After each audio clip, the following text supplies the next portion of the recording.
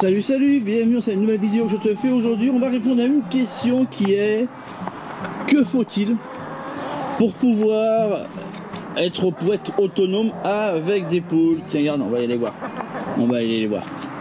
On va répondre à ça. Hop là, et on va faire un petit tour au poulailler. En plus, ça tombe bien, il y a de fortes chances que j'aille des œufs à récupérer.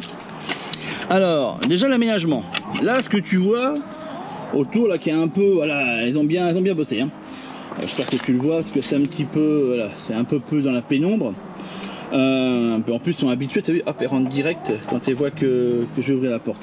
Ça s'appelle le parcours. Le parcours, c'est l'endroit où ils vont aller se balader. Ils pourraient complètement ne pas être grillagés. C'est juste que j'ai un potager que j'ai protégé. Après, j'ai des chiens aussi, ce qui fait que le grillage est surtout là pour protéger les poules des chiens, si tu préfères. Mais sinon, j'ai envie de te dire, tu pourrais les laisser en liberté la journée, sachant que elles sont, comment te dire, facilement, elles rentrent le soir, donc tu n'as pas besoin de, voilà, trop te prendre la tête par rapport à ça. Donc un parcours. Là, l'eau, je le mets la petite baraque d'eau. Tiens, j'ai ma chienne direct, un chou pour les poules. Ça y est, la voilà, hein, direct, hein, ouais, tu te dis, ça y est, l'appétit est là, hein, je vais pouvoir manger une poule ou deux. Eh ben non, malheureusement. L'eau, je la mets toujours ici. En hiver, j'hésite pas à la remettre à l'intérieur pour éviter qu'elle gèle, parce que même en hiver, les poules ont soif. Donc c'est important de faire attention à ça. Voilà, tu vois l'exemple de ce que j'utilise. C'est quand même intéressant. Attendez les petites amies là, parce que vous êtes gentils, mais faudrait pas non plus que vous... Il y a quand même un chien dehors, hein, d'accord? Je vais rien dire, mais bon, voilà. Puis j'ai deux cocos dans le fond à récupérer. Une petite mangeoire dans laquelle on peut mettre des graines. Je utilise un mélange qu'on appelle le concassé. Voilà, tu demandes ça dans les endroits animaleries auxquels ils vendent ce genre de choses. C'est des coucous de maline, si tu... au niveau de la variété. Oui, de la variété. D'espèces, variété c'est pour les plantes. Voilà un petit peu. Tu vois, voilà, le poulailler est assez grand. Le perchoir est en rénovation, il est ici, tu vois, elles me l'ont un peu pété, donc il faut que je le répare. Mais de toute façon, elles l'utilisent jamais et foutent leur cul constamment dans le fond. Donc voilà un petit peu.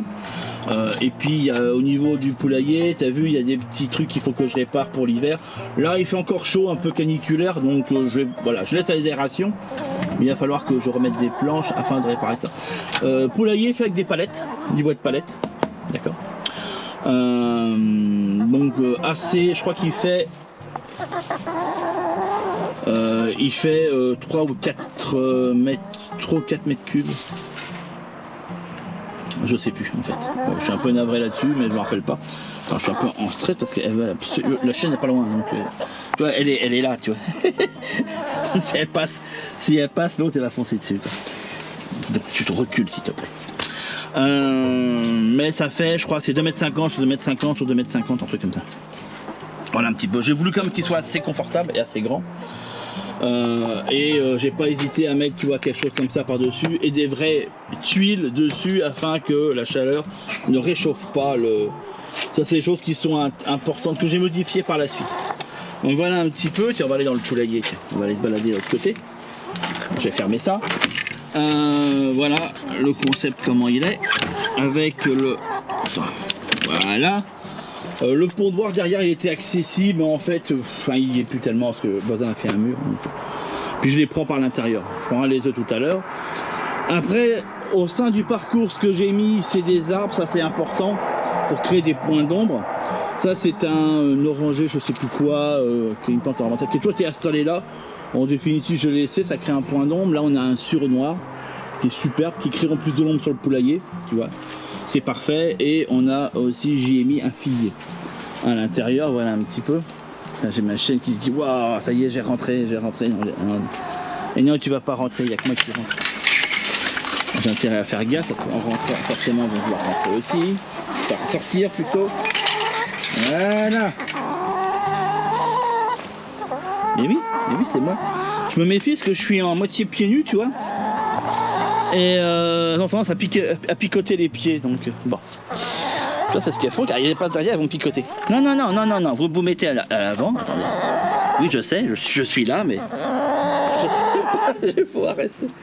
Je sais pas, c'est elle adore picoter les pieds, mais ça fait un mal de chien. Hein. Non. Bah non. Elles sont marrantes, hein, je te jure. Elles sont très apprivoisées, hein, donc y a pas de souci. Ça c'est important d'y passer du temps dans ton poulailler. Je te jure, je sais pas quoi. Faire mettre des godasses parce que parce qu'après elles s'habituent à toi, c'est génial quoi. Donc du coup voilà, pour une famille, pour que des œufs, là c'est pas des meilleures pondeuses qui soient. Hein. Parce que les poules rousses sont quand même beaucoup plus pondeuses, mais là au moins on a affaire à des poules locales, d'accord. Parce que là le poulailler il est en Belgique. Et je voulais une variété locale, une espèce locale, excuse-moi. Donc du coup voilà un petit peu comment j'ai fait. Donc ça donne des œufs, logiquement tous les jours, t'as un œuf. C'est pas très très régulier, mais bon ça fonctionne pas mal. La rousse va être un peu plus productive au niveau des œufs. Par contre, je les trouve un peu plus sensible pour ma part. Donc pour une famille, ça dépend comment tu consommes d'œufs, mais bon voilà, 2 poules, tu as vu, on est 4. Ici, ça suffit généralement, on s'en sort avec 2 poules, éventuellement une troisième. Ça pourrait être utilisable. Voilà. Par contre, à partir du moment où tu veux y intégrer des poules pour les manger, poules de chair, ce que je ne fais pas. Bon là je suis tout net, avec 2 poules c'est même pas la peine d'en parler. Là il faut quand même augmenter le taux de manière un peu plus importante, prévoir des couveuses pour pouvoir pouvoir mettre après derrière les œufs en couvaison. Enfin il y a tout un système à mettre en place. Vu que je ne le fais pas, je pense dans ces détails techniques, tu vois, bon voilà, qui ferait l'objet d'une vidéo complète sur comment élever des poules dans l'objectif de s'en nourrir. L'installation est la même, c'est juste qu'il faut prévoir un espace beaucoup plus grand et que c'est pas avec 2 poules que tu fais ça, mais c'est plutôt autour d'une bonne quarantaine, hein, d'accord.